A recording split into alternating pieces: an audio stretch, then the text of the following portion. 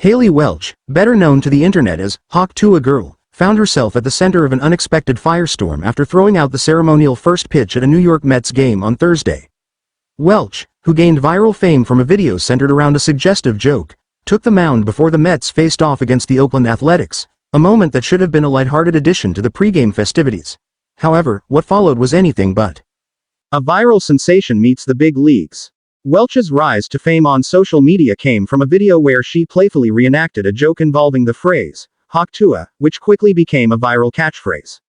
Her popularity skyrocketed, placing her among other internet sensations who've had their moments in the spotlight, including bands like Yola Tango, Japanese Breakfast, and even infamous first pitchers like 50 Cent and Grimace.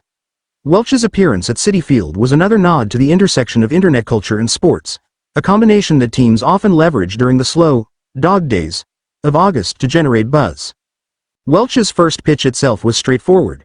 She didn't try to throw a 60-foot strike to home plate but instead opted for a controlled toss to a friend, followed by a celebratory chest bump. It was a fun, low-key moment. One that should have passed without much fuss. Yet, within hours, the internet erupted with outrage. The backlash begins. The reaction online was swift and harsh, with many people, predominantly men, taking to social media to voice their disapproval. Critics of Welch's appearance framed their complaints in puritanical or mock-serious tones. One user sarcastically remarked, "Nothing says family-friendly more than having the Tuah Girl throw the first pitch at a Mets game." Another, a sports columnist known for his conservative views, tweeted, "First pitch at the Mets game, Tuah Girl. Make it make sense." Even sports media personalities joined in the criticism. Jason Whitlock, a well-known sports columnist, expressed his dismay with the Mets' decision, while an editor at a conservative elections blog was outraged by the choice, particularly on a day when many of the attendees were children from summer camps. The criticism largely centered on the perceived inappropriateness of giving such a public platform to someone whose fame stemmed from a joke that was, at its core, sexual in nature. The Mets themselves, along with some media outlets, appeared to tiptoe around the origins of Welch's fame.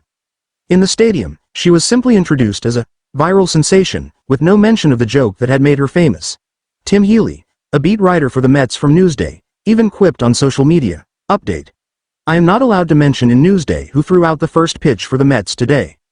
A reflection of the Mets' struggles. While much of the criticism could be chalked up to the usual online culture wars, it was the reaction from Mets fans that truly underscored the discontent. Sal Licata, a passionate Mets fan and sports broadcaster on WFAN, delivered a particularly heated rant, viewing the first pitch as symptomatic of a broader problem with the team. "And then you wonder why fans get so ticked off and upset," Licata exclaimed during his broadcast. "It's embarrassing. Is it the biggest deal in the world? No, absolutely not. Does it mean anything on the field? No, but that's the problem. The product on the field isn't good enough, and you come up with these silly gimmicks that are a laughingstock." Licata's frustration wasn't entirely unfounded.